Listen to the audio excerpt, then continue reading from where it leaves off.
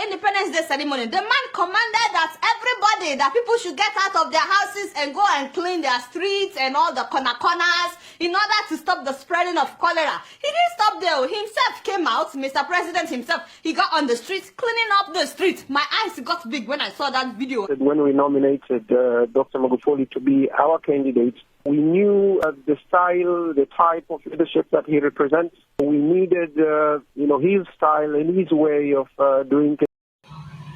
Hello, good morning, good afternoon, good evening. My name is Peacemaker TV, aka Brother Catapult. You see that video I just played? That is a Tanzanian president. It's the one this lady is talking about. Now I will play the full video. I beg, whenever you are watching my video, I beg you, click the like button, share, comment, so that another people can also watch. See what in the president do. He cancelled the Independence Day celebration that they have nothing to celebrate because cholera has been killing people in that country, and that is why he ordered all the countries, the citizens, to come out, including himself, to clean the streets. Can you do this in Nigeria here, where president will come out for streets and clean the streets? I beg, watch this video, and as you watch, share and make another person watch am, because this wetin this leader do now is very, very important. That is how leaders are supposed to act, to show good example. Moving on to Tanzania, Lord have mercy. You know, while we are slacking in Nigeria and so many other countries, the man is doing wonders. Have you heard about the new president of Tanzania? They call him the bulldozer, and rightfully so, because the man is bulldozing corruption, laziness, and overspending among government officials. Ladies and gentlemen, meet the man that gladdens my spirit. I hope that all African presidents are watching. Well, they're probably not watching, but anyway, I hope they can learn a few lessons from the man, Dr. John Magufuli. He's a farmer's son whose first real job was a school teacher, and then he educated himself as an industrial chemist and eventually became Tanzania's Minister of Public Works before winning the election in November of last year. Yeah, just last year. You would not believe all that the man has done. The first thing he did was to suspend the Independence Day celebration. He said, what are we celebrating when people are dying of cholera? I was like, whoa, how many people have died of cholera in Tanzania? 74? 74 people? How many people have died in Nigeria? My father and my God. Thousands of people. Boko Haram has killed thousands of people in Nigeria, and we did not suspend any party or ceremony. Even our new president was in Ogun State, celebrating in Ogun State after the incident that happened in Dalori. Meanwhile, a president cancelled Independence Day celebration because like 70-something people were killed by cholera. So they were supposed to spend 4 billion Tanzanian shillings on that ceremony. But Magufuli said, no. So you see, that money should be used for the expansion of a 4.3-kilometer section of the road from Morocco to Mwenge in order to ease traffic congestion. Tell them that is what I'm talking about. Now for the Independence Day ceremony, the man commanded that everybody, that people should get out of their houses and go and clean their streets and all the corners in order to stop the spreading of cholera. He didn't stop there. He himself came out, Mr. President himself. He got on the streets, cleaning up the streets. My eyes got big when I saw that video. When we nominated Dr. Magufuli to be our candidate, we knew the style, the type of leadership that he represents. We needed, his style and his way of doing things. We expected him to do exactly what he's doing.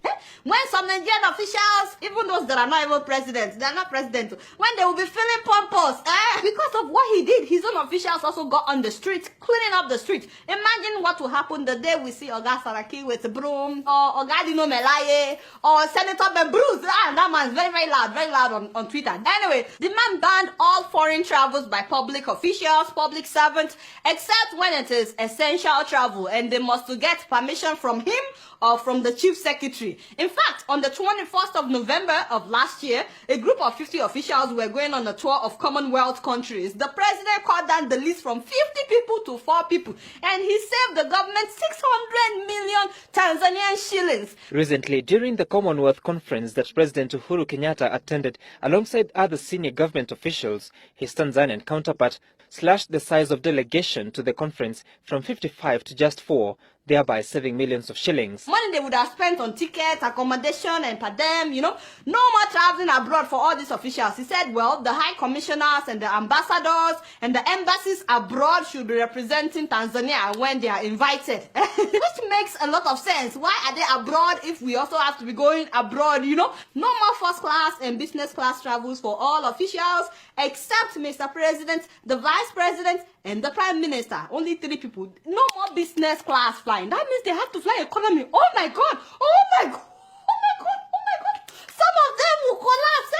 Reminds me of Thomas Sankara of Burkina Faso. No be so? Yes, that's what I'm talking about. The man has cancelled all meetings, no more workshops and conferences by government officials and public servants inside fancy hotels. He said no more inside fancy hotels. He said that every ministry has ministerial boardrooms. No be so? Use that one for your meetings. And that is what they are now doing. Soon after coming into office, Mr. President went to Muhimbili Hospital unannounced. He just walked there and he walked through all the terrible parts of the hospital that they would normally hide from officials. All the dirty places, all the places where people were sleeping on the floor, where equipment were not working. After seeing many equipment not working and some patients on the floor, the man fired the director of the hospital. He fired all the hospital board members and he ordered that all the machines that were not working must be repaired within 2 weeks. If not, he would fire the new director as well. Apparently, all the doctors knew that the machines were not working, but instead of repairing them or asking the director to repair them, they were referring patients to their own private hospitals. Sasa huyo ipi MRI inayofanya kazi ni iko wapi? Hospitali zote za private zinafanya kazi. Kwa hiyo za private zote zinafanya kazi. CT scan za hospitali za private zote zinafanya kazi. Za hospitali ya hapa Muhimbili zote hazifanyi kazi. I know that something like that is going on in Nigeria as well. No, so anyway, he gave them 2 weeks to fix the machines, but guess what happened? The machines were repaired in 3 days. 3 days. And so it is possible to repair this. And then when they opened parliament, they planned a state dinner that would cost 300 million shillings. And when he heard about it, he said, you see this 300 million shillings, make it 25 million. Whatever we can eat with that, we will manage. Now, the rest of the money, he said, they should use it to buy hospital bed for that hospital that he visited, Muhimbili Hospital. So they bought 300 brand new beds and mattresses and 600 bed sheets from that money. Can you imagine? They would have eaten with that money and that would have been the end of it. Now they have 300 brand new beds to admit people into the hospital. By the way, he said that why were engineers using V8 engine vehicles when they were supposed to be using pickups? He said that is more suitable for their jobs. So now they've changed all the vehicles. No more sitting allowances for officials. He said, how the hell are you paid allowances for a job which you have a monthly salary? That also applies to members of parliament, by the way. No more sitting allowances. It was so funny when I heard that the day after he was sworn in, the State House officials were showing him around, his new residence, but he was not really impressed by that. Instead, he decided to take a walk to the Ministry of Finance. He got there and he told them to get their acts together. He asked why some employees were not in office yet, and I heard that since that day, the traffic jam in the mornings has really increased because people no longer show up late to work after Mr. President's visit.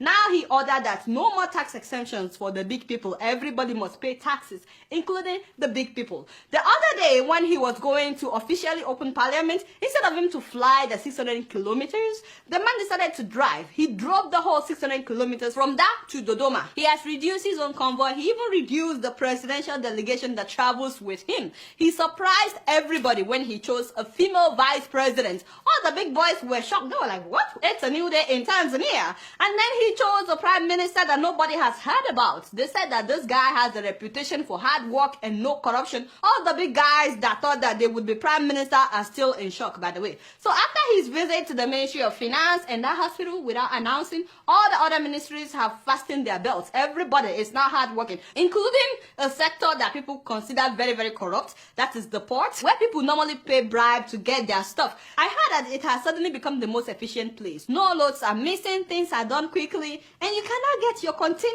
without paying bribe. And finally, all individuals and firms that bought state companies that were privatized, they've been told to either get to work or hand over that sector with immediate alacrity, hand it over back to the government. Some of them, I heard that they've not done anything in like 20 years, but now all of a sudden, they're all awake, doing stuff. The man has literally pressed the reset button in Tanzania. It's a new day in Tanzania. His motto is Hapakazi True. Some of you that are not from Tanzania, you probably don't understand. Don't worry, I will teach you. What that means is here, all we do is work. We serve, nothing else. Yes, his people are happy. Of course, the big people are not that happy, especially the corrupt ones, you know. But all the small people, like myself, they're very, very happy. Ugandans want their president to be like him. They wrote an article about it. South Africans want their president to learn 10 things from Tanzanian president. And of course, I want my president to learn from this man, 3 Gbosa. So the president of Tanzania, Gbosa, Gbosa, Gbosa. Now, having said that, my guy, we are very happy. We love you. You started well. Please continue to do not disappoint mama. If you keep up like this, very soon Tanzania will become the best country in Africa. No, be so. You guys are not doing anything. Guess what? I'm just keeping it real.